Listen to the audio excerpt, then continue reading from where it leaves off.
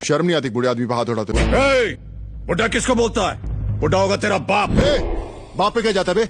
बोला था ना मैंने। इससे पूछ, इसने मुझे बुढ़ा बोला, क्या हालत की मैंने इसकी। तो पुलिस बीच में आ गई, वरना एक बार मारना शुरू करता तो मार ही देता हूँ। मार ही देता है? और क्या? बे दादा की उम्र का दादागिरी करेगा तू? क्या ना तेरी एज और तेरी बातें मैच नहीं करती। Really? नाम क्या है तेरा? विजू। मारना। करण ब्रेक, ये क्या कर रहे हो? Stop it. तुम लोग यहाँ क्या कर रही हो? इन्हें कुछ मत कहो। वो 3 लड़के ना, वो हम लोग को छेड़ रहे थे। बिजू ने तो हमें बचाया है। Is my friend. पुशिम लगदार। सिर्फ मैं उन्हीं लड़कों की कंप्लेन लिखवाने आई थी। उन्हें तो मैं देख ही लूंगा, पर किस तरह का फ्रेंड है तुम्हारा? बात करने की तमीज नहीं है इसे। बदतमीज फ्रेंड है।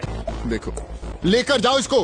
हाँ, हमें भी यहाँ पे नहीं रहना है। ए शिंदे, देना इन लोगों को घुमा के। ओए तुम लोग, बदले का मूड बने तो फोन करना मुझे। नंबर नोट कर, 98216। मैं हूँ यहाँ पे।